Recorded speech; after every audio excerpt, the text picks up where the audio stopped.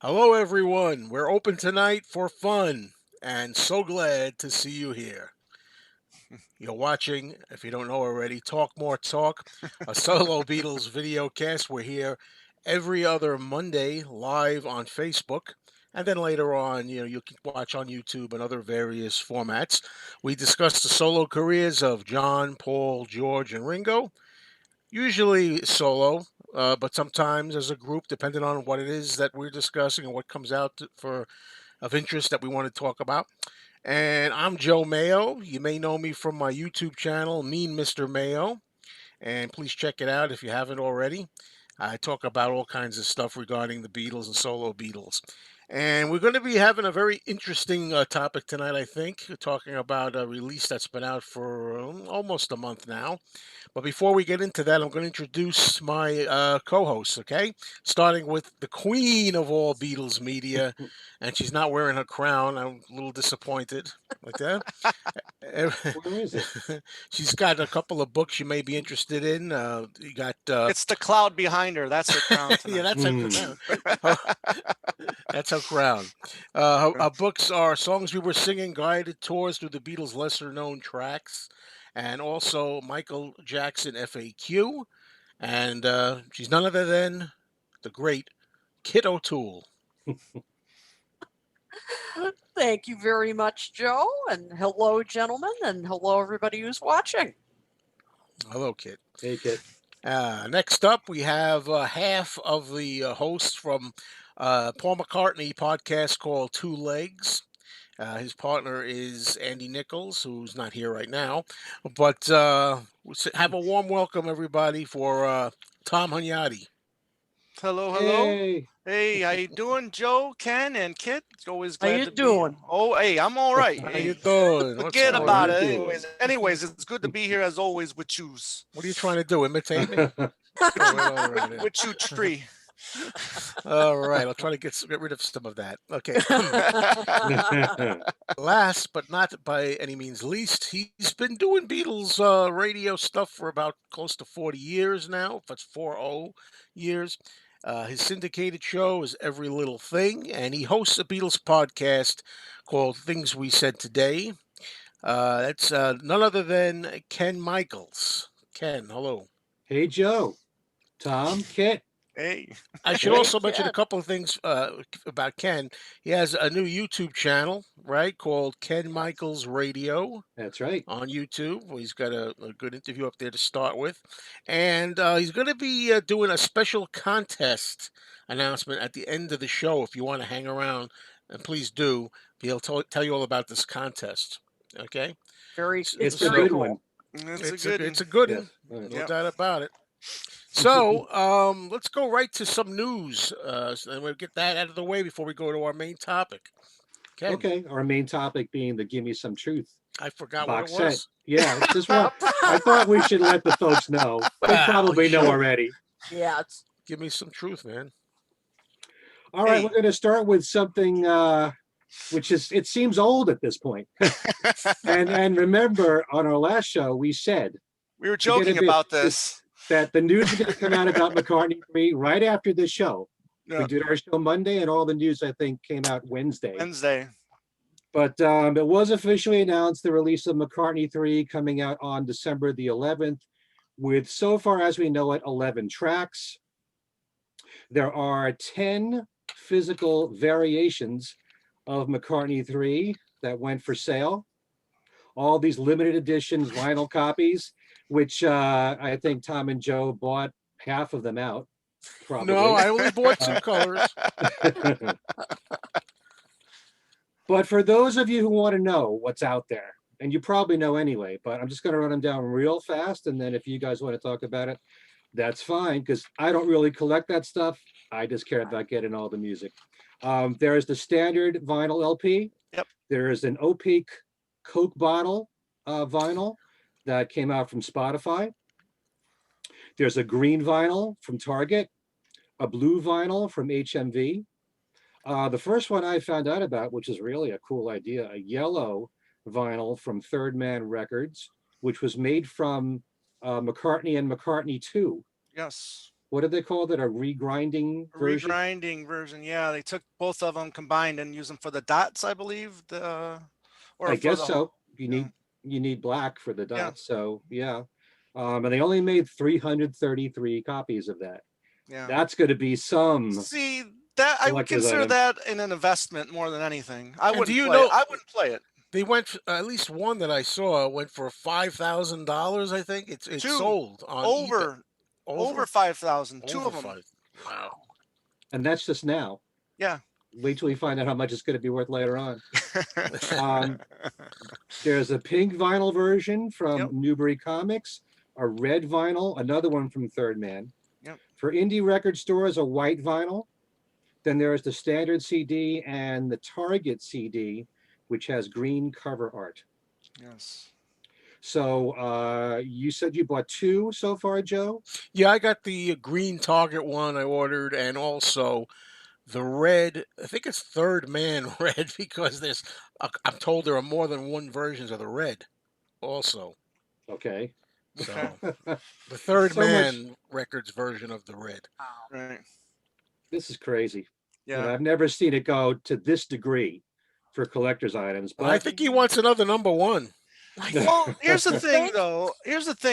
If you add these all up, okay, because a lot of them were for 1,500 copies. Mhm. I believe it only goes to 1,333 copies. I'm sorry, 11,333 copies if you add them all up. Like I said, most of them were 1,500. I think the indie white one was like 2,000. Obviously, the yellow was 333. So 11. When you think about 11,000 copies, yeah, that might help, but I would think those went rather quickly, and I think he'll probably get maybe another 20, 30, hopefully that first week, whether it's CD or vinyl sales, and that would hopefully push it then to a number one. I wouldn't expect it. I It's would hate still for him to get a it's number one still because of that. That's embarrassing, if I'm to be honest. it's No. very tough to achieve that no matter what, because you've Yeah, got the exactly. competition of younger artists out there, and Hmm. most of the buying public is a younger demographic. Right. And you just have, in the case of Paul, because his music is not programmed to younger people, they don't get to hear it. So it's just basically Oh, the hardcore fans. it's live. Guess I'm what? sorry. I had a cascade here, folks. That's all right.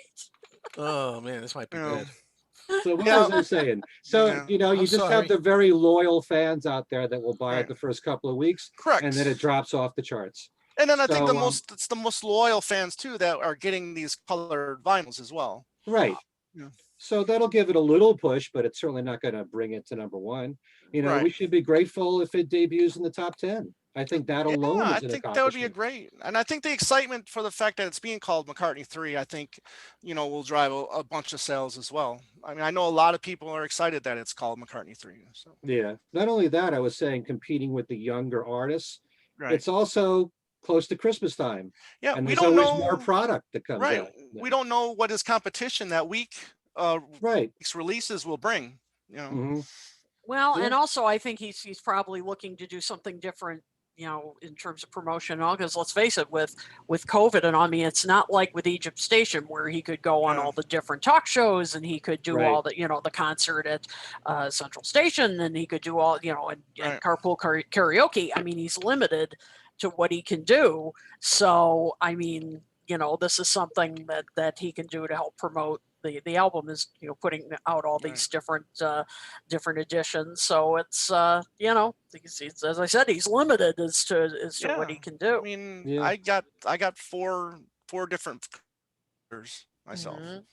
Mhm. and I get I'm you know, kind I of I'm not happy with that. I mean, I'm excited that he's doing this. The collector in me is excited, Yeah. but the fan too, who wants to hear the music, is a little frustrated with it. So I'm torn with it. Yeah, I mean, I'm excited for the album. I'm excited, for these different colored vinyls, but exactly. I mean, did he need to do 10 different versions, or I think it was what, 8 different colored vinyls? Yeah. yeah. And that's without any extra tracks.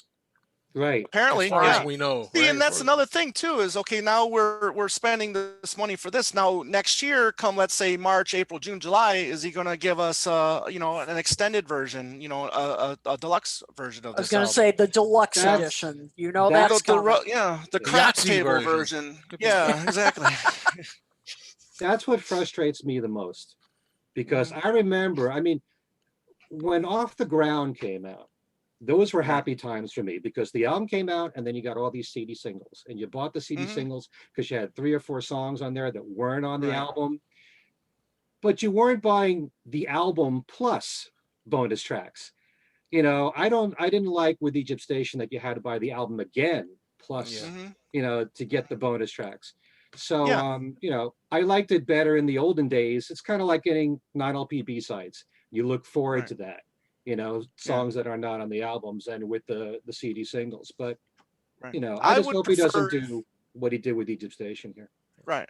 I would prefer if he did, if the fact that he did 25 songs during these sessions, if that is in fact true, I would rather him maybe, do like a B-side here and there with one of them, but save those tracks maybe for an album, a year and a half from now or 2 years, so he has these other songs that he can release, so we don't have to wait 5 years for another album, say, and then maybe, you can call it, McCartney 3.5, or something like that. 3.5. Yeah. Yeah, 3.5. Yeah.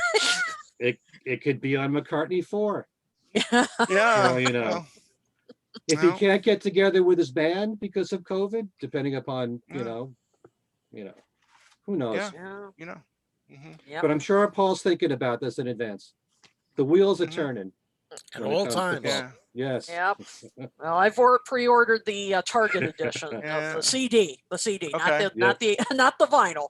But yeah, I have no idea if there are bonus tracks on it or what. So, and it's very mysterious. Yeah, it is. I do find it mysterious that they haven't released a track listing yet. That's a little frustrating. I had when I was doing the live chat earlier on Talk More Talk page, a fan said, I mean, do we really need a single?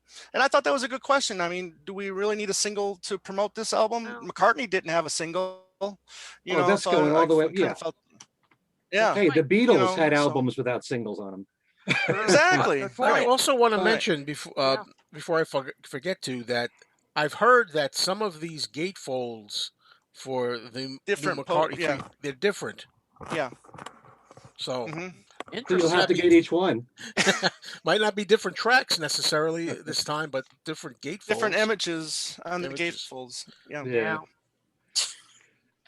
I don't know. But it would be nice to have a single just to tease us, to get us ready, Yeah. because it's 5-6 weeks before the album comes out. So in the meantime, to tie us over, just to get one new song would be The nice. trailer was really sweet. There was a sweet trailer going on there teasing Yeah. everybody. Oh, do you know about that? There's a video that's out of just 34 seconds Right. of the first song. Right. That's crazy. Not only that, there's a guy named, I have it here in my news. Yeah, Alan. Yeah.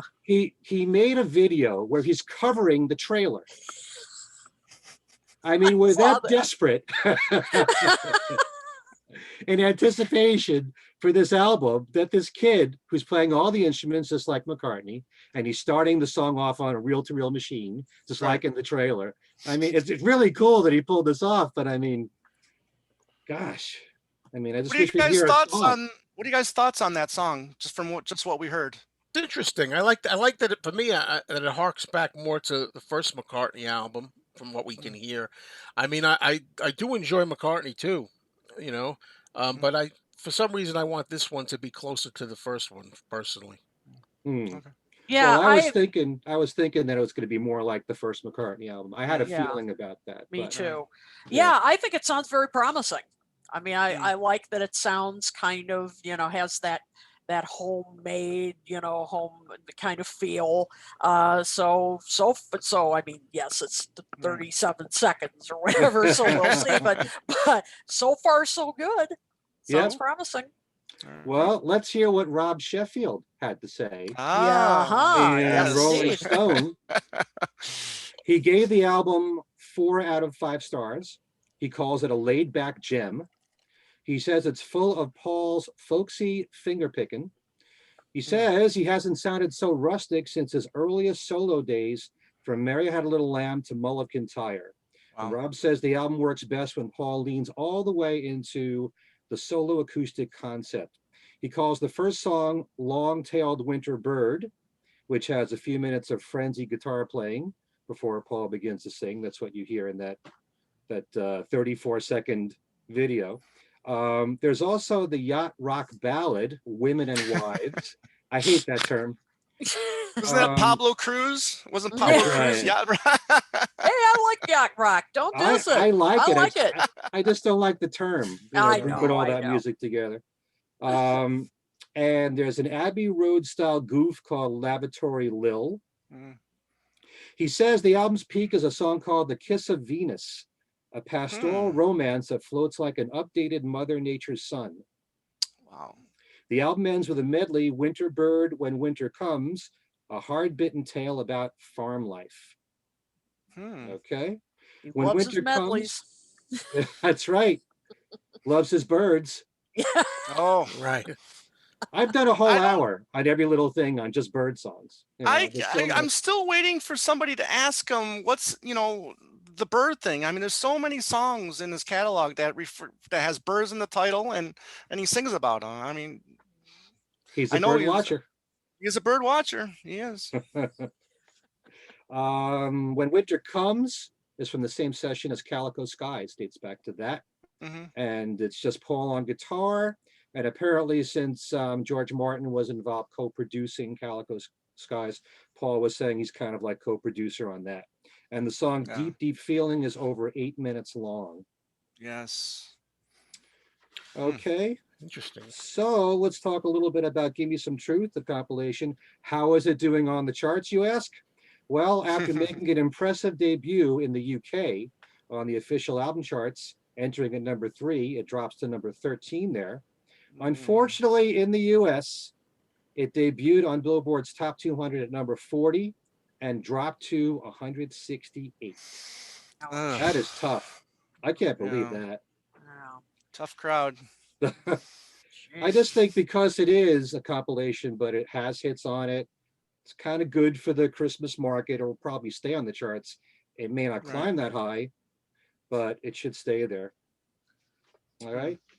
I would advise everyone to check out a new interview with Sean online with Anthony Fantano, discussing the new compilation, also how Yoko has been a major influence on him musically, and also in terms of learning production. He talks a lot about that, and Sean's love for his father's music. Really excellent interview. It's about 40 minutes long, and Sean is just so open and candid. It's really refreshing. Very good. I love it. liked it. Yeah. Too. While we anxiously await the box set for John's Plastic Ono Band album, which is definitely happening, though we don't have a release date yet, there will be the coffee table book, similar to the big one that accompanied the Imagine box set as a separate release, called John and Yoko Plastic Ono Band. It's due out November 17th, which you can pre-order on Amazon. It includes first-hand commentary by Lennon, Ono, and other members of the band, and it's packed with previously unseen photographs by those who documented their lives. Amazon says it offers new insights into the raw emotions and open mindset of Lennon after his marriage to Yoko and the breakup of the Beatles, to the making of the album and his revealing interview with Jan Wenner in December of 1970.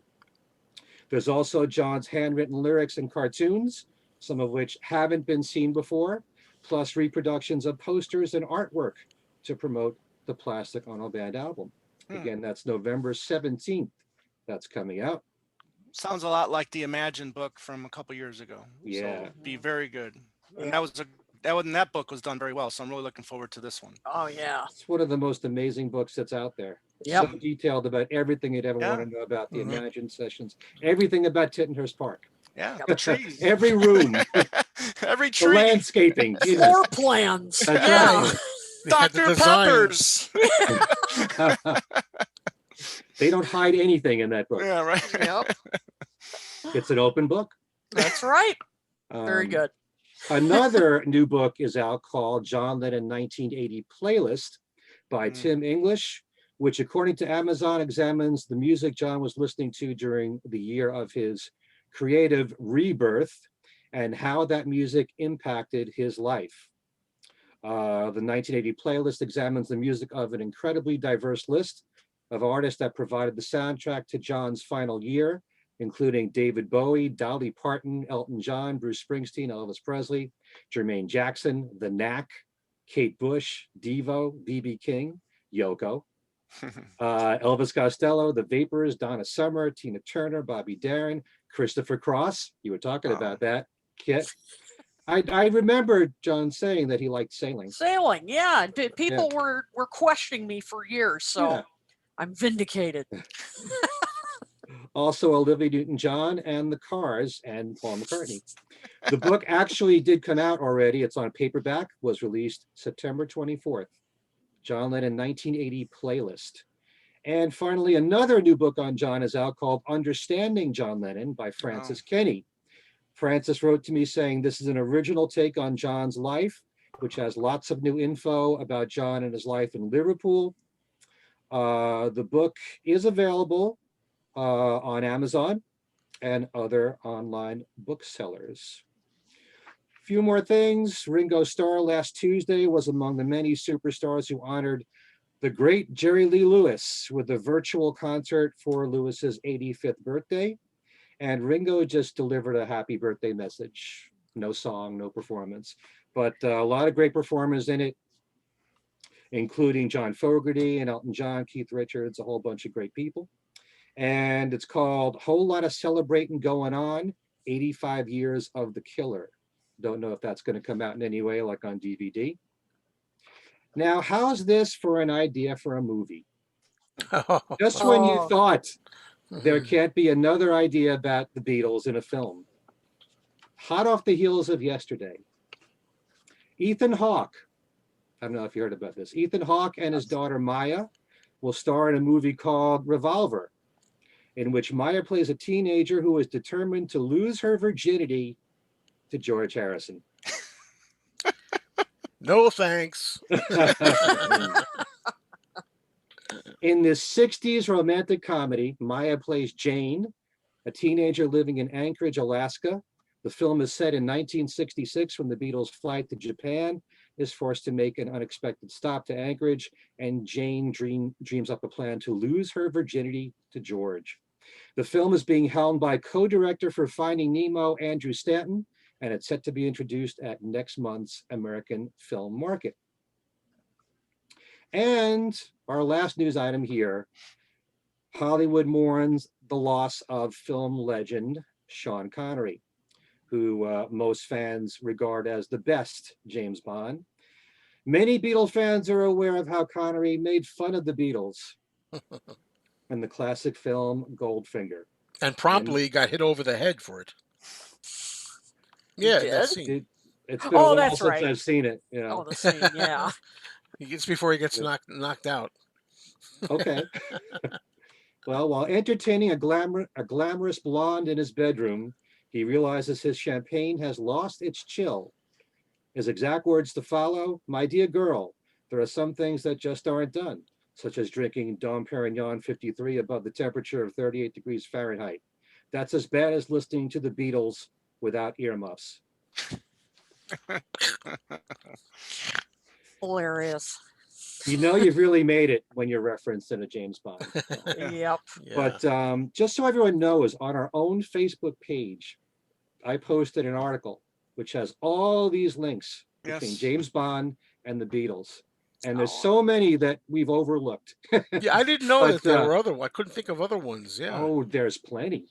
Besides Live and Let Die and Barbara Bach being in The Spy Who Loved Me. And there are actors that were in Goldfinger that were in A Hard Day's Night. Oh, wow. That kind Richard of stuff. Vernon was in Goldfinger, and he was the man in the train carriage in the very beginning that the Beatles make fun of. The woman that, well, actually, she just passed away. Yeah, I know you're talking about. Yeah. The one that was in the casino with Paul's grandfather, and he says, "I bet you're a great swimmer." She is the woman who was painted gold. In gold, yes. And she was on the posters and the advertisements for Goldfinger. So there's quite a lot. And actually, the first single in the UK of Love Me Do came out the same day that Dr. No was released in movie theaters. There's more than this. Oh, And didn't Sean Connery do In My Life for the George Martin? Yes. Yes, in fact, Very good. Ed Crawford just wrote that in the comments. Yes, Okay. indeed. Yeah, Way he to go, did Ed. Yep. Okay. Yep, Sean did the In My Life's tribute spoken word in 1998. Yes. Yeah. Yep. And From Russia with Love, Matt Monroe recorded that the title theme, and George Martin produced it. There's a lot. Oh, that's right. I forgot about Live and Let Die. I forgot. Yeah, sure.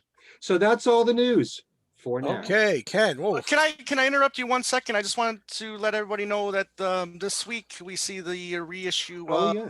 We All Stand Together, which if you order it through paulmccartney.com, it'll probably be mailed out on Friday. That one I will not be picking up. I do have the original though. Oh yeah, you have the original. That's right. But it's going to be remastered. That's all So right. maybe Yeah. I'll get it digitally. I don't It's know. not a favorite. I already have the vinyl. That's one of the few things I actually bought in colored vinyl. Oh, okay. Oh, gotcha. Okay. So we ready to go? Yes. Yes, All we right. are. Listen, Let's we're dig gonna in. be we're gonna be discussing as Ken told us earlier. Gimme Some Truth, which was released on October 9th, which would have been John's 80th birthday. So this is right here. Wait a minute. Oh. Oh, Wrong. This is the wrong. one. Give Me Some Truth. There's another one. That's the one. Thank you, Tom. Anyway, Cute. no, that's my first thing. It's a small thing, but I think "Give Me Some Truth" is a good title for this new release. Just pity that we already had a couple of items with the title already. The compilation, audio compilation I showed, and also there's the video. Documentary "Give Me Some Truth" also kind of gets a little confusing, I think, after a while. But I think it's a good title for this particular release. And I wanted to say before we go around here, when it first was announced, I, like a lot of fans, I think, on the internet, from what I'd heard, was saying, "Oh, not another compilation? Oh, this is what they're going to do." And then we started realizing they were going to be having different mixes. Okay, and then it started getting interesting when Record Store Day came, and we heard Instant Karma, really the first one that was coming out for us to hear what we thought. I really liked what I heard for the most part. Some reservations here and there. You could nitpick, but suddenly my interest was peaking for this to come out. It didn't seem anymore to me like just another ordinary compilation that we're going to get, and I think looking back now and reconsidering, it is important to keep John out there. Unfortunately, he's hasn't been with us for 40 years, and new generations would do well to be hit with new Lennon compilations, and maybe people who haven't heard his music, well, not that much anyway, after the Beatles, can appreciate it and start getting some new releases. Maybe you have to do this once every 10 years or so. I have a whole different take on it. I just wanted to see what you three think. So I'm going to go around. I'll start with you, Kit. What do you think? What would you think when you first heard about it, and what do you think now? Very similar to what you just said, Joe. When I first heard about it, I thought, oh no, another compilation. Why aren't we getting rarities? Outtakes. That's what I want to hear. Or what? Come on, another. I want a box set. I want. Let's do. Plastic Ono Band. Let's do something like that.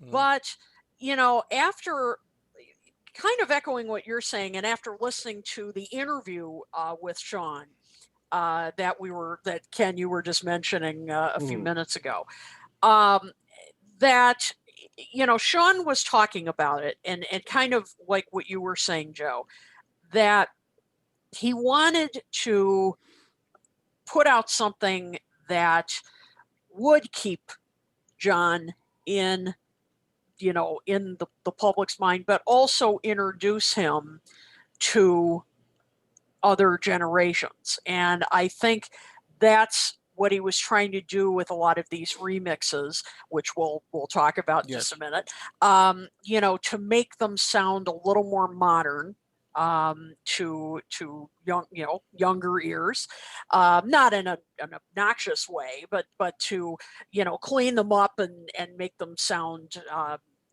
in some cases maybe not quite as dated, and to make them sound fresh and do and just remind people how a lot of his songs stand the test of time.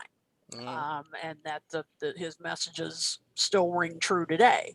And as we've talked about on the show, of course, and sadly, he's been gone a long time, and we need to, well, no, we don't, but the general public needs to be reminded of his music, because unfortunately, he didn't get to have as long a career as Paul's had. And so the more I thought about it, and then as I was listening to this collection, it did make me think, like, as I was listening to some of them, like, wow, I'd forgotten what a good song that was, or man, I just, boy, that was a great vocal on that. So I think that's what Sean wanted, wanted us to do that. Plus, he said in that interview, I want this to be a gateway to other albums. Yeah. And I thought, that is smart. And I hope that's a hint of things to come. And too, also, I was listening to the CDs in my car when this came out. Now, most of us watching this, I've heard a lot of times at least songs.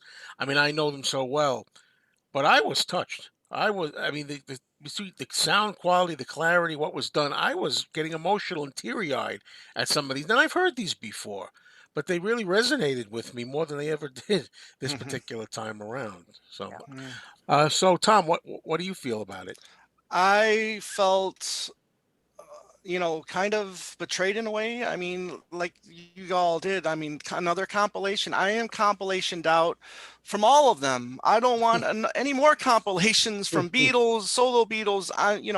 We don't need it, but I know some of them were done for different reasons. You got Shea Fish, Greatest Hits. You got the Imagine John Lennon was for the movie Imagine John Lennon, and so on. Some of them were for the John Lennon versus the USA documentary film. So, I mean, you've got so many different kinds of compilations out there. What really surprised, actually, I was so frustrated, I didn't even look at the track listing. I mean, I knew it was for like a week or so because I was just so discussed at the fact we were going to get another compilation. But when I heard that Sean Lennon was going to be involved with it, that's when I, started perking my ears up a little bit. Okay, this is, as he said in the that interview that Kit brought up, this is pretty much the first time that he's involved with a project like this. So I was really interested to hear his take on these songs and what his ears, how he felt about a lot of these songs while he was growing up, and he said a lot of interesting things, especially like he's not the biggest fan of when celebrities and musicians do political stuff or statement stuff. I was really that was very interesting. I was really moved by that because I feel the same way. I know. I thought of you right. Thought of you right away with that. But getting back to, I mean, I wanted to give this set a chance for that reason, because you got to think that this is really personal to him, and for him to have this chance to finally get in the studio and work with that team and help pick the songs and take certain things out and lift the vocals up. I mean, we knew from the Imagine set that they were really concentrating on his vocals. So I kind of got a sense they were going to continue with this, which, obviously big thing that they did with this. And we'll talk about, our feelings about those vocals on certain songs. But yeah, I mean, the more I started thinking about it and the more I heard, Sean Lennon was getting involved with it, because I do respect his solo career. I think he's done some really good stuff. And he's got good ears, and he's good, producer or engineer. So I was kind of excited about that. Sean was very hands-on with this. Yes, very hands-on for the project, Paul and that's Hicks why together. And that's why I don't consider this compilation a cash grab, because there was a lot of effort put into this. This just wasn't let's get the songs on 2 CDs and put it out like a budget release. This was years in the making. 2 years, I think they worked on this. I think Paul Hicks said, and I think in the don't interview recall. that you sent, I think, Kit. I think so. Yeah, I think it was like 2 this was years. this was Yeah. a lot of work, a lot of time, and Ed Crawford brings up too, which is true. He said this really opens Sean up as the primary guardian of John's music. Yes. Yeah, I this think is like so. his, This his sort is of coming passing, out of passing of the this. torch in a way. Yes. So Yeah. let's hear from Ken. Ken, what do you think? Well, I know that you guys have listened to things we said today, and we've talked about compilations many times on that show, and we have different opinions about it. And all these years I've been saying, kind of like what you've been saying, Joe, that every 10 years there should be a compilation, because forget about you being the hardcore fan who's followed everything that John's done. Think Right. about the new fan. New fan, right. Because if you don't have new fans, then the artist catalog is going to die. You always have to attract new fans, young fans out there. The best way to do that is with a compilation, either a greatest hits or a greatest hits plus deeper cuts. I've never looked at any of the Lennon compilations as being a cash grab. I actually think that some of the, like Working Class Hero is a real favorite of mine. They managed to put the hits in there and have deep cuts and interesting deep cuts. Right. I don't want to go too heavily into Working Class Hero because we're talking about Gimme Some Truth. But what really grabbed me is the fact that it's remixed. So it's not only going to attract, hopefully, a young audience who wants to know what John Lennon's solo catalog was like, but also the more loyal fans that want every version of every song. Right. Yeah, we all want alternate takes, all of us, all the stuff that's in the Imagine box, save that for the box sets. But for a compilation, I'm glad that they did this. And in every single compilation of John's, they've all been somewhat different. The song selections have varied from each one. When Working Class Hero came out, I was thrilled that a song like, Out the Blue is on there, which is on Right. Give Me Some Truth now, or Intuition, or the Cheap Trick version of I'm Losing You, and the piano version of Real Love. There are interesting recordings that were on that compilation. Just like on this one, there were songs that I wasn't expecting, like Angela, for example. That was Yeah. like the big shock of all.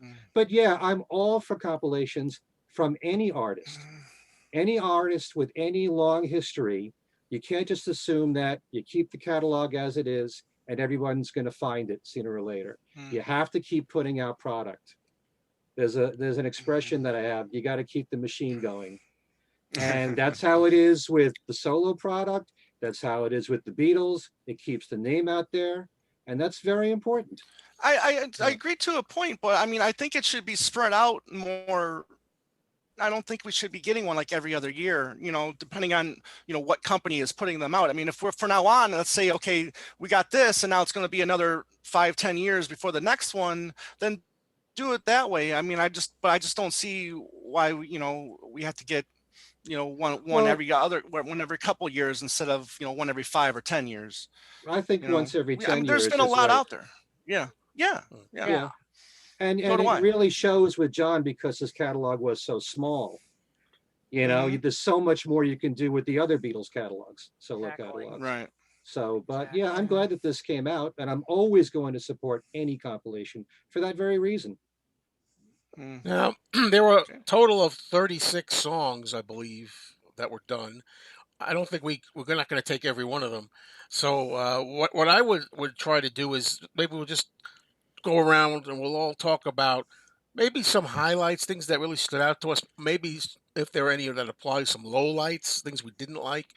We're talking about how John's voice is brought up front. That's important to talk about because to me, that's the main thing about these that really are interesting. And we had that a lot when the remixes came out. Is it 2002 remixes of the CDs that were done? Mind Games in the early 2000s. and so they weren't all in the same year, but they were spread out over a few 2005. years. So I think, well, anyway, the thing is that as everybody knows, John notoriously was very self-conscious about his voice, and it's hard for us to understand why. But you know, he didn't like the sound of his voice, and he always tried to have George Martin do things to it, and he wanted to try in his solo music to disguise it and bury the voice and all this kind of stuff.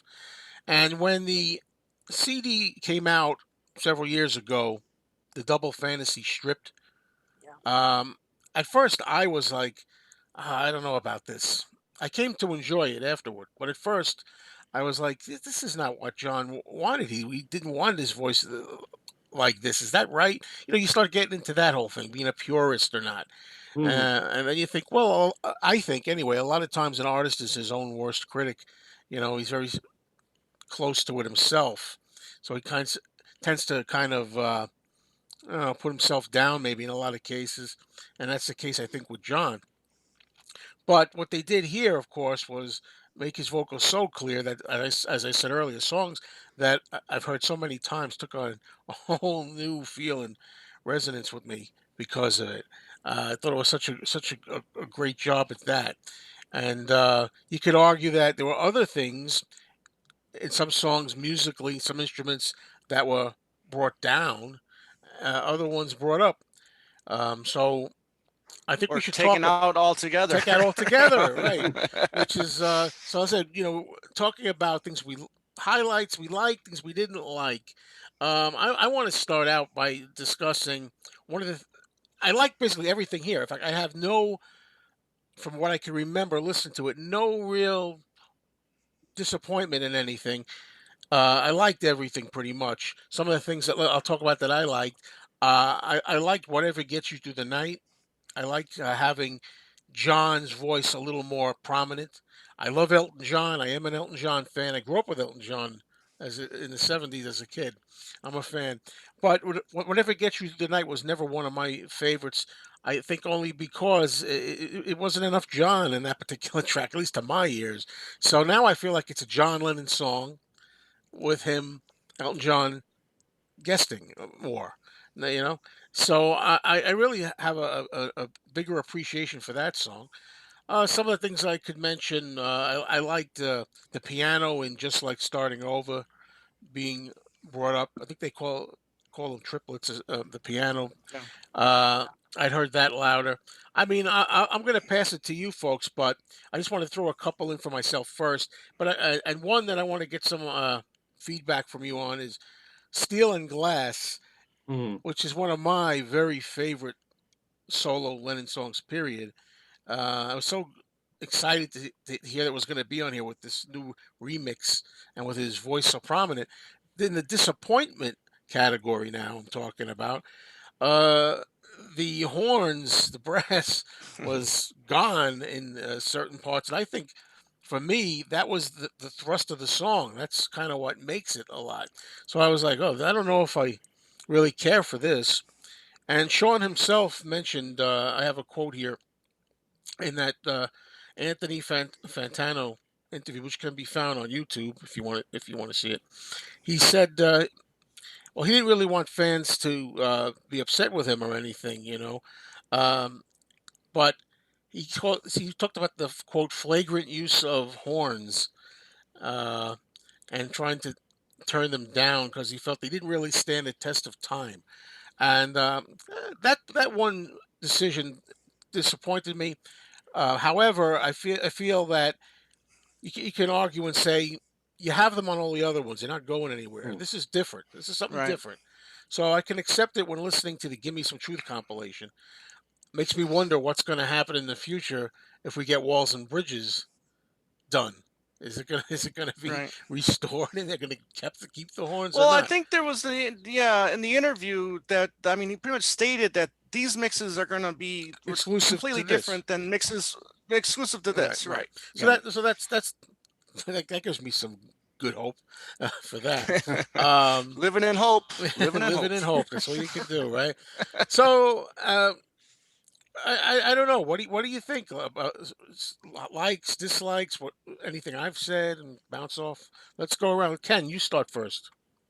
Well, first of all, one thing that I'd really like to say about this is that, and I know that some fans will disagree with this, but I think that John, Paul, and George all became really good producers on their own.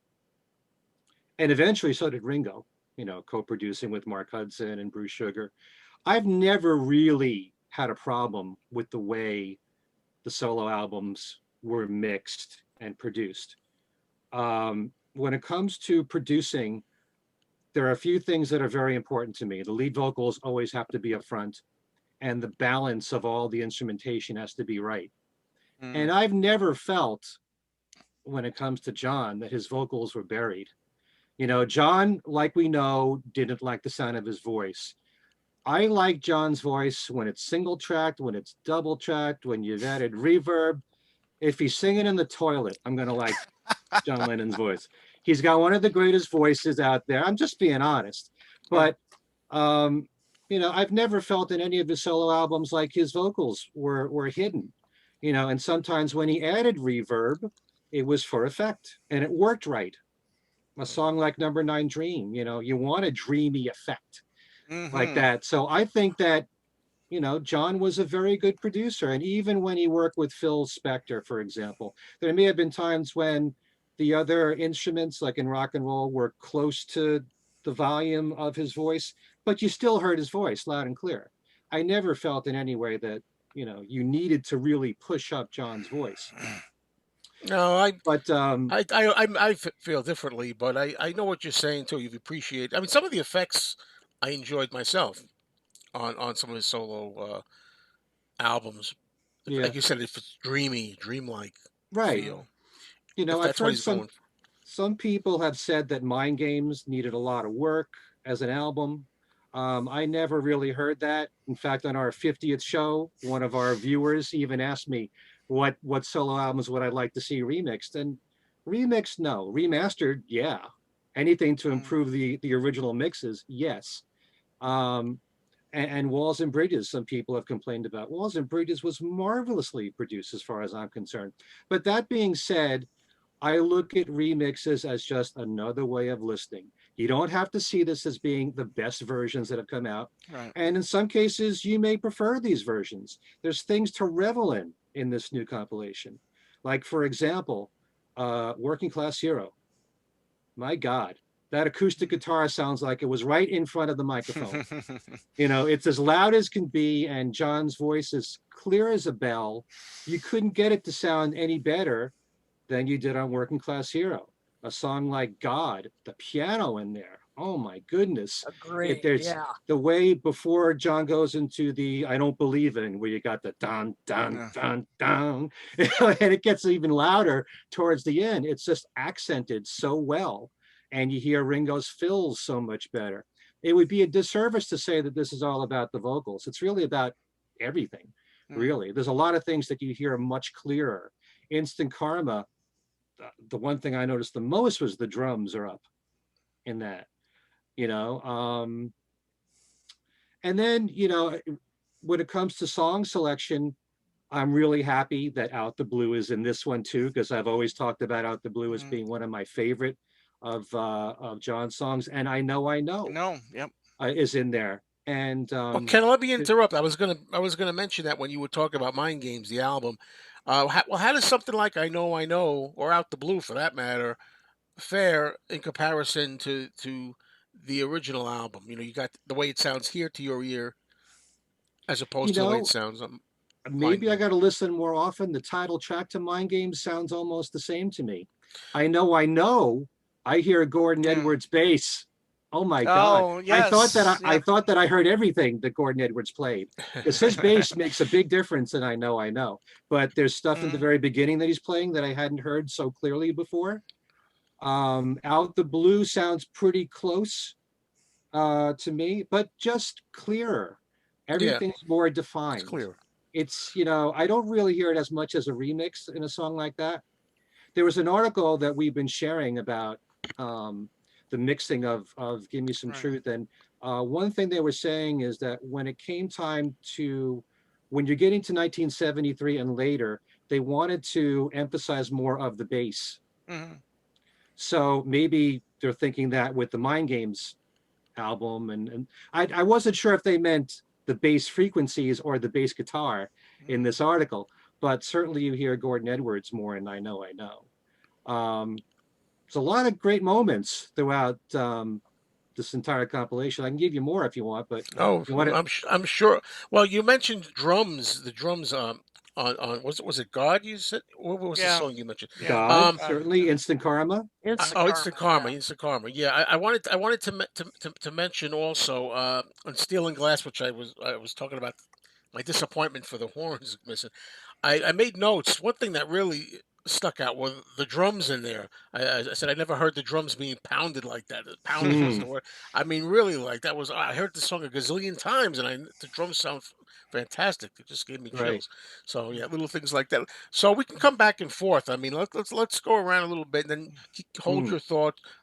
Tom, what's some of your feelings? Yeah, well, my feelings a little bit like Ken. I mean, I was really happy with the deep cuts that we got from this. Like Out the Blue, I know, Bless You, Angela, and Every Man Has a Woman Who Loves Him. I thought Oh, was Mm. which that is a highlight for me because I mean, what you get like a lead vocal from John on that song, and I was really moved by his singing on that track, as well as the harmonies between John and Yoko on Angela. I thought that worked very well as well. But where I really enjoyed this stuff because I listen these days I listen to pretty much all my music in headphones, and I got a really nice set of headphones. So I played with headphones, and I really appreciated the softer songs, if you will, like a love, like Working Class Hero, Isolation. Those kind of songs were. You really hear the emotion in his voice, in my opinion. And then the one thing that I was really crazy about listening to the headphones was Isolation, and he goes to I don't expect you to Yep. understand, and you get the both of them coming out from both Right. speakers, just Yep. and it was just so powerful and so exciting to Yeah. to hear that. And I played that song like 4 or 5 times in a row just so I can hear that part as well. I'm the kind of guy that loves the slow intro into Love, so I'm not the biggest fan of just going right into the piano, but I understand what they do it that way. I think that was the single edit it's for a anyways. single. Yeah, Mm. so Yeah. okay with that. God, of course.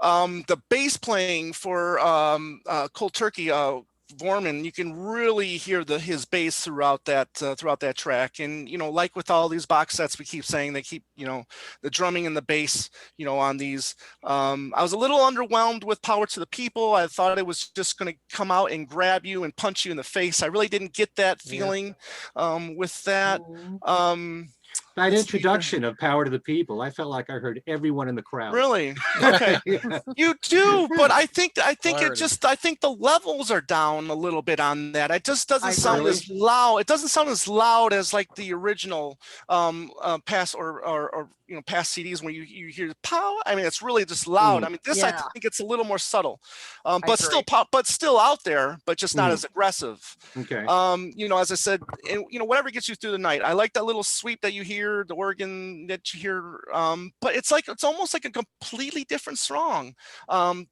Again, I mean, to my ears, the horns aren't as aggressive at the beginning, like the original, Mm. and hearing John's voice up front just gives me a whole new perspective about the song, which I think I've said on here. I mean, I'm not the craziest fan of the song, but hearing it this way gives me a little bit more appreciation for it. Sounds less chaotic. Yeah, Yeah, yeah, I enjoyed it more this yeah. way. Yeah. Yeah. Right. And I let's see like both. here. Yeah. Mhm. The I'm easy. vocals on Bless You were really amazing. I mean, you really get the emotion in his voice for that one. And like I said, Every Man Has a Woman who loves him was really good. My biggest gripe, I would have really, really have loved Mother on this box set. A I lot of think people have Mm. said that. Yeah. I think that song needed to be on here because that was so much of his story, as a youth. So I was really expecting. I'm really surprised that song's not on here. Not so necessarily surprised that "Woman Is the Nigger of the World" isn't on here. I mean, I can take it or leave it. But "How Do You Sleep" I think is another highlight too. I think the vocals on that are really strong, and brought up, and My biggest question on this set: am I going to listen to this in 10 years? You know, I mean, is there enough interesting thing on here that I'm going to keep going back to it? And I hope I will. Yeah, this one Yeah. I think I will for sure. You know, you mentioned "Woman Is the Nigger of the World." I'd love to hear all the songs from "Sometime in New York City," given this kind of treatment. Yeah, Uh, like New uh, York, New York, you Yes. know, or New York. I'm sorry, New New York York City. City. I was New York going to City. say Yeah, that's yeah, New my York City. Yeah. we could go around forever, and all fans Yeah. have done this online. You know, what's missing? What would they rather have? I really wish that we could have had New York City on here. I love that rocker Mhm. Yeah. with this kind of quality. You know, and there are a couple of that I want to talk about, but I think let's give Kid a turn. Oh, What do you say, Kid? yeah. You know, when I listening to mixes, you know, I'm listening for, you know, certain things. I'm listening for, you know, for clarity, and we've, you know, you guys have referred to that, and that's one of the things. And you know, I'm also listening for, you know, if the song requires that, I'm listening for power and drums. I listen for bass, not, you know, too much bass, but I like to hear the bass turned up a little bit. And of course, as you've all talked about, in all these songs, I mean, John's vocals are definitely brought up. So I wanted to hear a bit of that as well. So when I saw that Instant Karma was the first cut on this, I just thought, give me those drums. You know, that's what I was looking for. Give me those drums, because I always thought that, you know, in the original cut, that those drums could have been a little fuller sounding, and this doesn't disappoint. I thought the drums do sound better on this. You know, I thought it was, you know, clearer mix, you know, a little less muddy, and and the bass is more prominent on this Mhm. as well, which helps give the Hmm. drums that extra punch. Mm. So I was very happy with that remix. Cold Turkey, that's actually one of my favorite mixes on this set. Hmm. I thought, I mean, it is just piercing. I mean, the Yeah. guitars. My gosh. I mean, I was listening to this through headphones as well. Mhm. And I mean, I could hear, I mean, the you know, some of the discordant part of the guitars that I never noticed before. Mhm. Hmm. And which, you know, of course, is perfectly illustrates what John was going through during that detox. And I could also hear some of the, you know, moans and screams that he was Detox. going. No, wait a minute. This song's about getting, you know, having turkey and getting sick the next day, right? Yeah, You know, Sure. yeah, food food poisoning. That's what it's poisoning. Yeah, about. food Uh poisoning. huh. Yeah. And Okay. Although, I mean, some of those noises could be made for food Yeah. poisoning too. that Could could be be. something else. But but I could hear the agony in his voice, like even more so than in the original. So I thought that mix was incredible. Mm. That was one of my favorites of the whole set. The way. Isolation, Yeah. Yeah. same as you. When he said, "I don't Oh, this expect you," makes you, yeah. it was like he reached out and Yeah. grabbed me by the throat. I mean, it was. Yep. It I was mean, a he revelation. It really, yeah, wow. I mean, yeah. he just his voice just leapt out of the speakers. And that's one of my all-time favorite John Lennon songs. So, Hmm. Hmm. I mean, his emotion just came out even more so in that mix. So I enjoyed that quite a bit. So if that's any indication of what the Plastic Ono Band box set is going to be like, any kind of remixes, Yeah. I'm on board. Oh, Great. I'm definitely on board. I think that sounds amazing. The Mind Games remixes too, as you've all alluded to. I'm very I'm also very open to some remixes there. I like this Mind Games. Mm. The song, I like that remix. I like I yes, I like the title track very much here. It sounded much better to me, and Me even too. better than the one that was remixed on the 2002. I think it was one. Yes. Uh, Hmm. They had Yep. a little too much swirling organ on that one for me. Hmm. It shows you all the differences you can have from version to version, Isn't it and some amazing? of how them does will appeal, some of them not as much. Yep, I what agree. was it about this version that you like more, Joe? Oh, do I have it written down? I don't. I just remember Just that. curious, I just remember that I don't have that written down. Oh boy, I don't just have the title, but I don't remember what. But this is when I first heard it around the 9th of Hmm. October, so it's a month ago. But I think I heard things I hadn't heard before. Exactly what I can't tell you without giving another listen Hmm. on Yeah, that well, track. for me, it was that like there was a guitar part in the love is the answer. I think there was that section. There was a Hmm. guitar part I'd never heard No, before, and some instrumentation like that. John's voice was much clearer for me in this. So I mean, some of the lyrics, I could really. I mean, I've of course seen the lyrics before, but I mean, I could really hear him this Yeah. time. I you mean, might his not need voice. the lyric sheet like you like. Exactly. I mean, like, wow, I can actually Yeah. understand him just listening to him. Out the blue, as you mentioned, same thing. I like, again, it's just, I've just always thought, and I'm sorry I know you don't agree, Ken, but I've always thought that Mind Games was kind of a muddy mix just for me. Yeah, And I think so too. yeah, this is much improved. I like that. And same thing with I know. Let's be. CRISPR's The drums. Yeah, it's. the 2010 remaster sounds great of Mind Yeah, Games. Mm. yeah, Everything in that box set from 2010 sounds fantastic to me. yeah. It's true, but this is great. There's some organ in I know that I'd never noticed Yeah, before. I mean, it's more organ yeah, parts. yeah. Just amazing Okay. how these I remixes. know it's become is becoming a quick favorite of mine thanks to Good. this mix. Yeah, yeah, that's good. It's really beautiful mix. I think they did a great job. One of the highlights for sure. Exactly. And for Yeah. Walls and Bridges, with particularly Bless You and Number Nine Mm, Dream, I kept yeah. writing warm, Mm-hmm. warm. It was a warmer mix, a warmer sound for Well, it me. was baked. Yes. There you go. So that makes sense.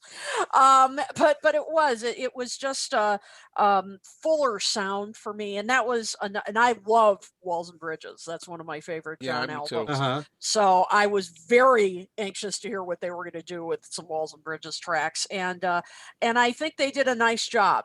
I think they were just fuller, clearer, but without sounding too clinical. I mean, as I said, they still had that warmth to them. I actually did like Steel and Glass a lot. I did like this, and I know they toned down the horns, and normally that would make me really upset because I love horns. We've Yeah, all so do talked I. Yeah. about them. I wanted to mention it before and forgot. There are people. Everybody has different tastes who Hmm. don't care for horns in music, rock music. A lot of them say that I don't like saxophone. I don't like that. I Yeah. do, as you said. I Yeah. like Oh the yeah. I horns. do. Yeah, and Yeah, normally, and that's what I'm saying. Normally, we've all talked about in the show how much we love horns. This time, it didn't really bother me. I mean, there were other times, like with Whatever Gets You Through the Night. That was the only thing I didn't like. I thought they brought down the sax a little too much in that. Mm-hmm. But for this, it didn't bother me as well because boy, it sounded even darker in this version, which I kind of liked because it is this very dark kind of song. So for me, that was, I mean, that's it gave it, interesting because I think yeah, Sean had said that. You know, yeah. So I for actually told. me, I had an that was email with okay. Sean, and Sean actually said he thought it helped the song more. Yeah, it just, yeah. So that didn't bother me. And normally it would, normally it Mm. would. Stand By Me, I thought sounded Yeah, terrific Wow. on The this. vocals are so Way that high. is better. incredible. Way better. And Yeah. and this is, to be honest, not one that I always love, but this remix made me listen to it in a whole different Yeah, way. yeah, that was great. I was going to mention that too, and that makes me think of something. The number one song that I wanted to hear when I saw it on the track list that I forgot to mention was "Angel Baby." I said, "Oh man, they're going to put that on there." I really hope that one's not as muddy, and I don't know if that was mostly Phil Spector, that one, or John. That was Phil Spector. That was Phil Spector, and I'm Yeah. like, boy, I want to hear John really sing that clearly, and boy, was I blown away. That was the first one I went to. When I got the set, I went right to that track. That was the first track I went to, and the first thing I noticed is that they didn't have the little spoken introduction on there when John says, Mm. "This here is Yeah. one of my all-time favorite songs." He said, "I didn't mind it missing." Funny enough, purist that I can be, Yeah. I still said, no, no, well, we have that version. on the Roots album, and we have it. I guess that was included as a bonus track also, Rock and and it was on roll. Menlove Well, Avenue, Menlo wasn't it? Avenue, yeah. Yeah. Menlo Avenue. So I'm saying And this is and different. the yeah, the one from the 2000s of rock and roll Yeah. was a Yeah, bonus yeah, track. that's the bonus track on it. Yeah. And I really, after hearing that, I thought, boy, why wasn't this on the proper rock and roll album? This one, Mm. Take Off, Do You Want to Dance or something? I mean, everybody can pick. What do That's you funny. play That's sometimes, Tom? Pick one, leave. What is it? Take one, give. Yeah, yeah. Leave Take one. one and take one and mm, add Yeah. one. Yeah, Now, remove one, add one. yeah, remove Yeah, one, add one. yeah. Ken, I feel like I gave you the short shrift before because I wanted to get everybody, but I want to hear the oh rest of no. your thoughts on other songs that maybe you didn't mention, if you have Well, any left that we first of haven't. all, no, my thoughts on Steel and Glass, I think that the horns added so much Yeah, on the original there. But on the upside of this is that when you remove it, it made me appreciate the string section more and the Mm, orchestration. Yeah. Steel and Glass to me is How Do You Sleep Part Two. It's very much the Yeah. yeah. same I style yeah, of agree. music. And the orchestration on How Do You Sleep is wonderful. So it's kind of like when you got the Imagine box set and you've got How Do You Sleep with just the instrumentation, and I mean the orchestration, and you really love it when it's isolated like that. Well, this way it gives you a chance to explore the orchestration on Steel and Glass.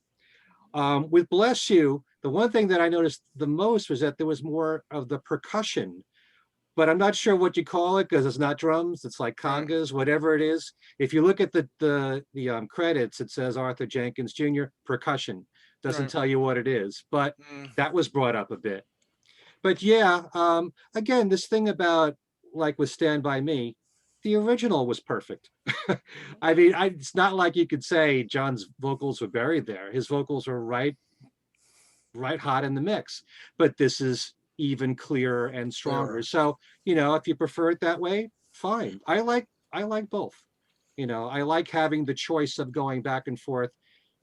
As we've said, as long as the originals stay in print, and right. I applied this through the years with all the Beatles stuff. I remember when Let It Be Naked came out, Oh, and a lot of people were saying, "Oh, this is revisionism," but as long as the Let It Be album stays in print, this is just another way of listening to the songs on Let It Be. But everybody relax. Yeah. yes, Yeah. I also we talk about clarity. Before I forget yeah, this one, the introduction of Happy Christmas War is over Mm, when mm, it's Happy Christmas Kyoko, Happy Christmas Julian right. right. is so crystal clear. I mean, I remember way back in the day. I used to think when I was much younger that saying they would wishing each themselves Each other, or Happy Christmas Yoko, Happy Christmas That's what I Johnny. I thought it think they was said. too when I yeah. was For the younger. longest Yeah. time. And then years later, we knew it wasn't. But this is really there's no more doubt on that. You can hear it really clearly on that. Yeah. And the Well, clarity too, I thought made a difference with "Give Peace a Chance." When I was listening to that on the headphones, I felt like I was in the room with them. Mm, I thought Hmm. that was nicely done. I mean, I could really hear for the first time, like different voices in the room and different bits of people shaking the tambourine and right. doing all that, and uh, and John, encouraging everyone, like, come on, everybody, and all that. I thought that was nicely cleaned up. Well, I must mm, confess, I that was one I did not play. I'm not Mm, a big fan of mm, this Play it the because I song "Give know, Peace a Chance." yeah, because you know what I mean. It's, and I think other people have mentioned this online and all that. Yeah, it's not my all-time No, favorite of I his. get right. it. It isn't, but it's really worth a listen because it's. I mean, it's so clear. I mean, you really feel like you're in the Mm, room with them. right. and Same It's thing with like uh, was it Grow Old With Me, right? Where Oh, you it's a can high. That's tell that's you interesting can to tell talk yeah, that about. it's so clear you can almost tell that it's several different versions or different demos, of well, that song. It sounds like Yeah. that they Frankensteined it. Yeah, yeah. and I think that's the version that I would stick with Mm. personally. I think this I'm version of "Grow I, Old I'm with not Me." that way. You like the Milk and Honey? No, no, I prefer either just the demo that was on Milk and Honey or the Right. version that George Martin orchestrated. So this was a hybrid. And I could have sworn Sean said it was a combination of 3 versions. I think but he said 3. Yeah. Yeah. But the demo part is different from the one that's on Milk and Honey. That's a different take altogether. And I hear more piano in that, which I like. But this kind of reminds me of when on the Beatles anthology, when they had that version of Good Night, where you just had the piano part and Ringo singing to it, and then they cross-faded into the Beatles version. I'd much rather, because if you know that full version, the piano version, that's on the White Album box set, that's perfect. It's a great outtake. It was wonderful the way it was. But yeah, it's interesting what they did here, but I'd rather have one or the other. And also for clarity, I was very impressed with "Oh My Love." Oh, It says clean as a whistle. The very beginning of George, the guitar playing that he does on the song, everything. It's just And these it's are so not. We totally should wonderful. clarify, right? As I understand it, these are not the same ones that were done on the Imagine Ultimate no, mixes. no. No, Apparently, they're yeah, not these supposed to be. were the whole different mixes from the Yeah. Imagine box set. Right. Yeah. And Um, Jealous Guy too. Mm-hmm. The Nicky Hopkins piano, which really makes yeah. the song. Oh, what a full sound on Jealous Yeah. Guy. It's gorgeous. You know, I've heard some people, complain saying, "What do they got to put come together live on this?" Um, usually I'd be the first one to say, "Oh, they always got to throw in a Beatles tie-in," but I really loved it on here. I love this version. I love the clarity of it. I love the evening performance Mm-hmm. as opposed Yep. to the one that we got on John Lennon Live in New York City, which was the afternoon show. Hmm. And John gets more of the words right on this version, Not and all, no, but no, most. He no, made a I know, slight I know, change. and I like that little That's hilarious. joke there. You know what I mean? But no, I really loved it. I loved hearing that on here. Like I just loved hearing it in this collection with all the other songs.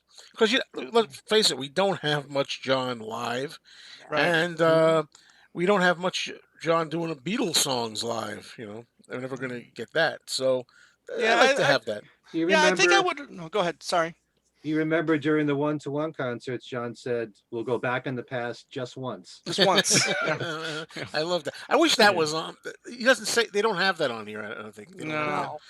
No. No. They But could, that version was also on the John Lennon anthology box set too. Right. so yeah, And yeah. People have and that told me version, some of these things that are on there that I'm not. I have it, but it's been so long since I listened to it. Yeah, Too. and that's Yeah. one of the things I noticed when Paul Hicks was It is. talking. I think he said that Sean was asking if you do notice anything before and after the recording to let him know. It says to maybe add something like that. So I'm kind of surprised that something like we're just going to go in the past just once wasn't added to that, because I think I like those little added Easter eggs, like a right? before or after that we've been getting in these box sets lately. Speaking of Easter eggs, there are some on this at least a vinyl, right? If in the Run Out groove, they said they have Right. John and Yoko saying their names like the wedding John, album, yeah. and Oh. I think he just it gets stuck on that. I think that's the dead wax, and you can hear them do it, which I think is fun. Oh, It's that's a fun cool. touch. Huh. Also, that live version of "Come Together," I kind of feel like the drums. You don't hear the drums that much in the very beginning, Mm. and then later on you hear it much more. So I don't know what was wrong with the mix there. Mm. But the Live in New York City album, I always thought was a pretty bad sounding album. It was very high end. Yes. It was kind of like an AM, Yeah, radio Yeah. feel to it. And then if you listen to the Lennon anthology version, it's like night and day. Yeah. The sound quality is so much better on that live version of "Come Together," and it still has a lot of presence now on this new compilation. But my only problem is not hearing the drums in the beginning of that. Yeah. Well, I hope they're waiting Yeah. for the 50th. Maybe that's what's going on So to get To the release whole to show. release the one-on-one Yeah, or because I one-to-one. try, being objective about somebody that I really love. It wasn't the shining performance what we got overall. And let's see, if it can be better. Hmm. Hopefully. Yeah. So let's see. Any other thoughts about anything? Packaging? I'm little just yeah. Packaging I think is great. I mean, I kid around, and Joe and I kid around about uniformity on these box sets, Yes. and this fits nicely right next to the Imagine box set. So let's hope that they keep doing that. So it's nice and perfect, like the McCartney Archives box set. The posters are the reversible poster I think is nice. I really what I like about it is throughout a couple pictures in the book, you get this gold highlight, in a few of those pictures that I think are kind of interesting. And you get it here on this poster too. I don't know if you're gonna, see it, but there's some gold highlights, throughout Yeah. the picture. And I think it's kind of really interesting and artistic, and you get a couple postcards, which hopefully no one ever used. I wouldn't Yeah, use who it. would use them? Right. No. Like Who the would Lennon mail stamps that this? came out, like the Lennon stamps that came out a few years ago. Who's going to use that? Not I. And then the bumper sticker. Who's going to Yeah. use the No, bumper I'm gonna sticker? put this Right. on my car. Yeah. Yeah. Don't forget the big book that's in that deluxe CD I set. love that book. That's a The I great think book is that is great. beautifully done, Um, nicely put yeah. together with, putting together Some different, great pictures. yeah, wonderful pictures, some of which I don't remember seeing before. Right. The ones with Yep. Sean and Julian are really interesting. Yeah, Yeah, I like exactly. the one with the And guitars. This, Yeah, on the couch. Yeah. the And, posing Here's with another the- one that's with the gold highlights, in there, kind of really cool. but yeah, I So- really enjoyed that book, and not only with all the lyrics and everything, but some great, the putting together quotes from John from various Yes. sources about Each the track. background. Yeah, each track had quotes from John and Yoko and some of the players that were on the track as just well. Really very well put together and nicely bound. I mean, just high quality. I mean, just like the Imagine box set. I mean, I've really appreciated so far what they've come out with. Just very high quality. Well, Yeah. but Tom, like I said, I'm with you though with the uniformity of the size of the boxes. I'm a stickler for that when I can get it. Yeah. The worst offender of that of all, not even Paul's archives, are the Beatles ones. Yeah. The Beatles Yeah. ones are so. This is my biggest gripe though, is the kangaroo pouch. Yeah, if they you fall will. out easily. That or you just have the better chance of scratching Yeah. Right. the disc. Put it in the sleeve. Yeah, exactly. Because that's what the DVD or the the DVD Blu-ray, or is it Blu-ray? That's the Blu-ray. Blu-ray. Yeah. So that's in a pouch or a protected sleeve. I think same should be done with the CDs as well. But I, like you, Kit, I was very impressed with the text Yeah. that's in this book, because if they could give you information about individual songs, they did, but plenty of times they didn't. But they had all these interviews in there, and it's so revealing. John and Yoko talking about themselves and their relationship, and I think very, very personal stuff, private stuff for most people. I almost felt sometimes like I was a psychiatrist with them talking to me, telling it's really, I've often said nobody's life is a total open book, but John and Yoko's were as close as could be. And you'd be surprised at what they reveal about themselves and their relationship and how not perfect it was, and they talk about that. And I'm glad you said that, because people say, oh, they always tried to paint themselves as the Romeo and Juliet, the perfect couple all the time. No, they didn't. No. Right. They had this interview that they gave for the international, what was it, feminist? It was a big event where they gave an interview, and I had never read it before. It was a conference for feminism. I think it was in 1973 in Cambridge, and just little things that they throw in there like that. But I think you'll be very impressed. Yeah. I'm blown away by what John and Yoko, the quotes are in there. And some of this are quotes that you've heard before. Oh, and absolutely. you'll say, oh, I know where that's from. That's from the BBC or whatever. And some of them you won't know where they're from. And I kind of wish that in some cases they tell you, but in many cases you don't know. There are no footnotes. And I kind of wish I knew, what year it was said, for what purpose, who did the interview, blah, blah, blah. Right. But still, I think it was very well done. There's something for every song. Agreed. Know. Nice. Great.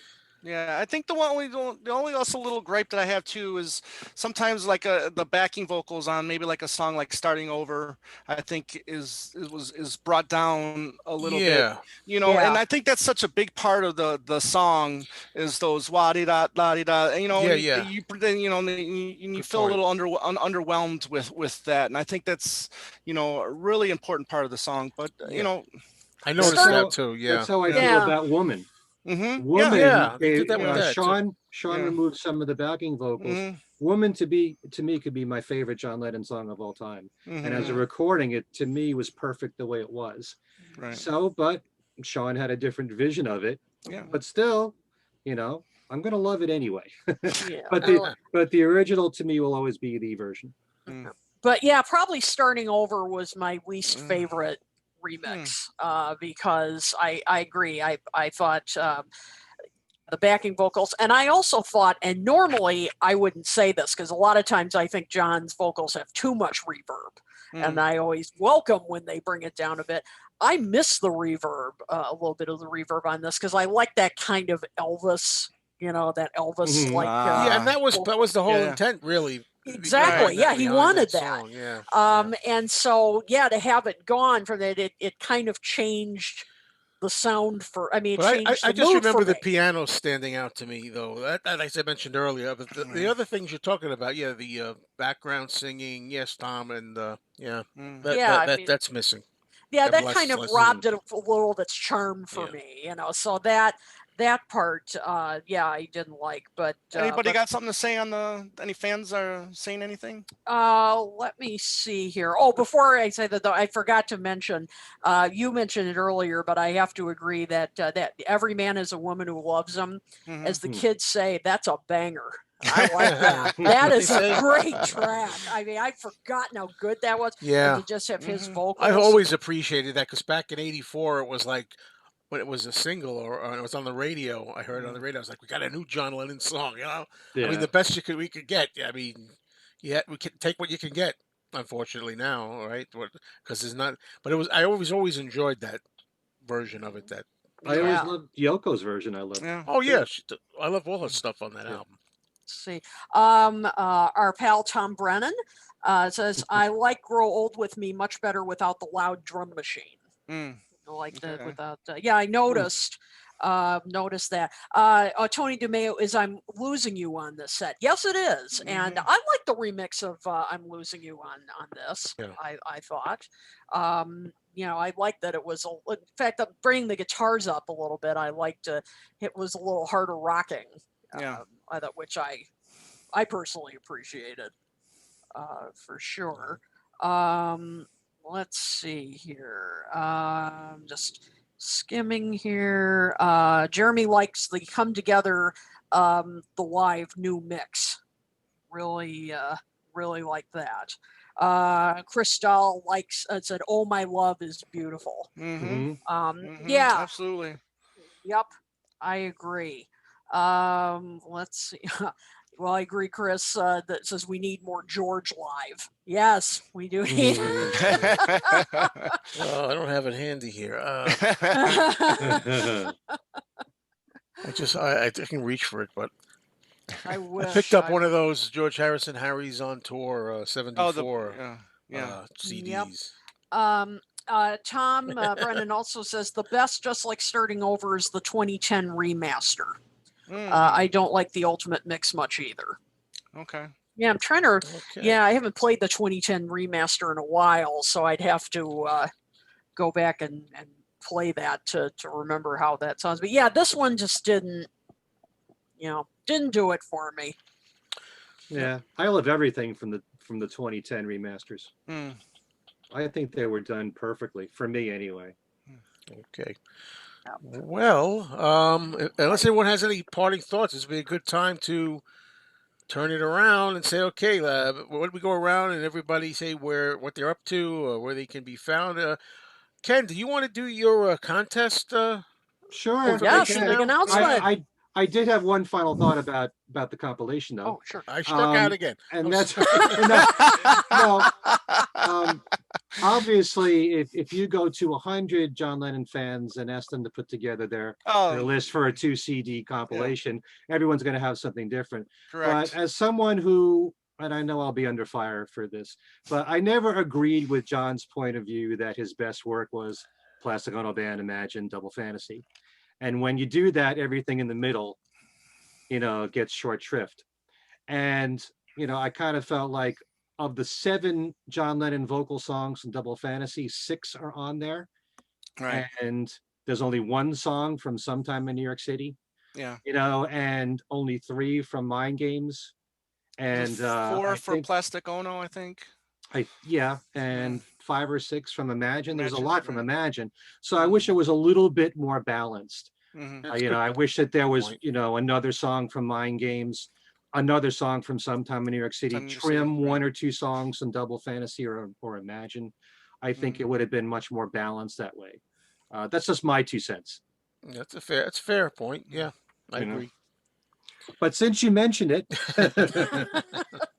I have a special contest that's going to start this Friday on my website. And just when you thought it was safe to stay in your house, think again. Despite repeated warnings, Ooh. I'm bringing back the World of Ken contest. What that means is we have several authors whose first name is Ken, and I'm Mhm. giving away 3 books from authors named Ken, including our very own Ken Womack, his new book, John Lennon 1980, our last show. We interviewed Ken for that, The Last Days in the Life. Also, there's Ken McNabb, and he put out a book recently called Yep. N in the In the End. end. Really wonderful book. Is that a And hardcover? this is hardcover right here. Oh. Excellent. And for a while, it wasn't available in the US. It was Yes. only in the UK, but it came out recently in the United States. And it's all about 1969, all the details of what the Beatles were doing, group, solo wise, the marriages, the business problems, everything. It's all here in this book. Really wonderful book. And then there's Ken Mansfield, Yes. who put out a book recently around the time of the anniversary of the rooftop concert. And he was the US manager for Apple Records. So you can win all 3 books in one shot. And only one person will be able to do that. Find out all the details on my website, kenmichaelsradio.com. On the homepage, it'll lead you to the special contest page. It'll tell you how to win. It's a contest that lasts for a week. Okay, 3 Kens in one. Given by a Ken. Yes, right. given by a Ken. The That's right. Kens. The Kens strike again. Multiple Kens. Yeah. Yep. All right, so let's go. If you want to get in touch with me, please watch my channel on YouTube, Meet Mr. Mayo, and you can just write the comments or Gmail. You can get me if you want to ask me anything on the side. And let's go around. Kit. All right. Well, as always, you can check me out on my Facebook page.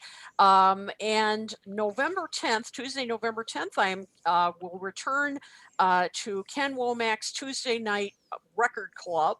And this time we are going to be talking about Joni Mitchell's Blue. So it should be a really fun night. We had a great time talking about songs in the key of life last time. So How Ken can you asked, not have fun talking about songs in the key of life? exactly. I mean, we just had a blast. People were literally like dancing in their chairs. It was great. They were, I swear to God.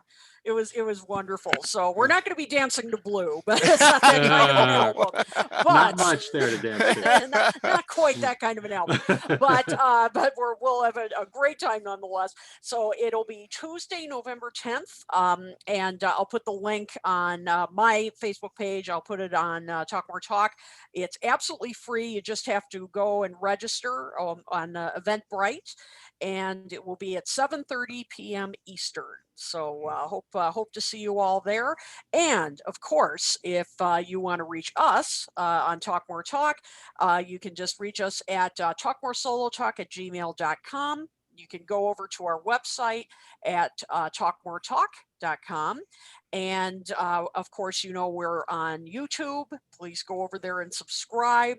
And you can find us on Facebook. since you're on here right now, watching us, we're there. And on Twitter, Talk More Talk One. That's the number one. Please send us your feedback if you have ideas for future shows you'd like us to, topics you would like to suggest. We love hearing your ideas. We've used some of your ideas in the past, so please let us know. And please tell your friends, tell everybody you know about our show, and as always, thank you for supporting us. Somebody else dive in. I'll give it to you two guys. Who wants to dive in next? I don't care. I'll go. go. Two Legs, again, we're busy as ever. We're a weekly show now these days. Our last two episodes have been posted. One, we had Ed Chen from our buddy Ed Chen from When They Was Fab. We talked about the 2007 Memory Almost Full. That was a lot of fun. And this previous week, we had our very talented writer Owen Ling on, and we discussed the Eric Stewart's and Paul McCartney partnership. So that was a lot of fun because not only did we talk about the partnership, we also gave a good backstory about Eric Stewart, his years with Mindbenders and years with 10cc. Just learned a lot from Owen. He's a really big fan of Eric Stewart's work, so that was a lot of fun. Earlier today, before we did this, I had the amazing pleasure to talk to drummer Dave Mannix, who's done work with George Harrison and Paul McCartney. Very nice guy, is very generous with his time, told some amazing stories. I'm really looking forward to putting this episode out this Saturday, the 7th, so look out for that. And then also I have our buddy Ethan Alexanian is going to be on Two Legs here this month, and we're going to talk about the New, which I'm really looking forward to because that's such a great album in my opinion as well. So be on the lookout for that. So you can email us at twolegspodcast@gmail.com. You can find us on Facebook, Twitter, and Instagram at Two Legs Podcast. And we have a new webpage, twolegspodcast.com. So you can check us out there as well. And if I'm missing something, I hope not, but man, that's a lot. A lot of stuff. Yeah. And thank you Okay. everybody for checking us out. And lastly, the YouTube page, Two Legs, a Paul McCartney podcast. You can check us out there as well too, please. Oh boy, and we have one left. Yeah, Tom is a fast train running. He really is. Yes, he is. Don't know where I'm getting all this time. It's going to North Fork, Virginia. Yeah. Let's see. On my other podcast show, Things We Said Today, last week we did an interview with Ashley Kahn, who is the author of this brand new book called George Harrison on George Harrison, Interviews and Encounters. It's a lot of interviews that George did throughout his lifetime, even going back to the Beatle days up till the end of his life. And it's really a wonderful book. It explores so many topics, what he had to say about the Beatles through all those decades, his spirituality. And I will be doing an interview with Ashley privately Wednesday. Okay. And that's going to be on my new Ken Michaels Radio YouTube page. Yes. So that's my next interview. And my show, Every Little Thing, there'll be a new one coming out next week, which will have some of my interview with Joey Molland of Badfinger, which, as I've said before, has a brand new album out called Be True to Yourself. Also exploring songs that start with the word all. Only on my show do we do silly things like that. So thematic sets like that.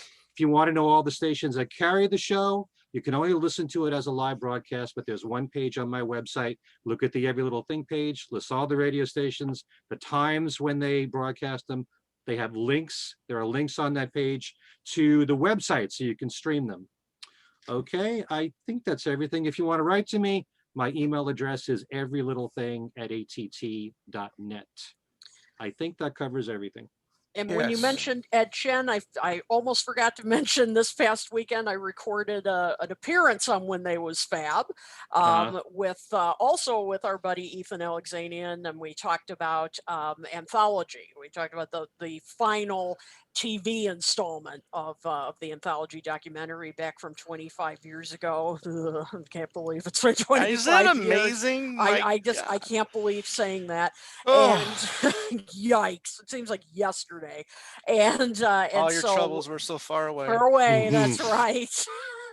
Now I need a place to hide away. But anyway, so we're I believe in yesterday.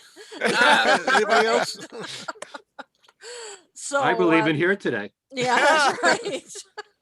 And tomorrow. So that episode should be coming out in the next week or so. So I'll post it on my my Facebook page as soon as it comes out. So thank you for Excellent. saying Ed's name. I almost forgot to mention that. I've been And trying. don't- I've been sitting here trying to look at John Lennon song titles while you guys are talking, trying to think of a sign off thing. Unless Tom has one. So you know, because usually you say, "Okay, that's it. Thanks for watching." And on behalf of that whole thing, on behalf of Kid O'Toole, Ken Michaels, Tom Hunyadi, I'm Joe Mayo saying, Tom, do you have one? Anybody have a John Lennon quote? Go out and vote. I Yes, was going to there you say that. I said go. that. That's right. Go out and vote. I was going to say that, but I It's a- decided not to. It's a song you don't Anyway. know about. Yeah, Go out yeah, and From yeah. vote. John we haven't heard before. Yeah. I probably would have said, "Give me some truth." Well, You know, I was a line. I probably would have said a line from that. Give me some truth on both sides. All right, everybody. Yes. Thanks for being here. Good night, Take care. everybody. So long.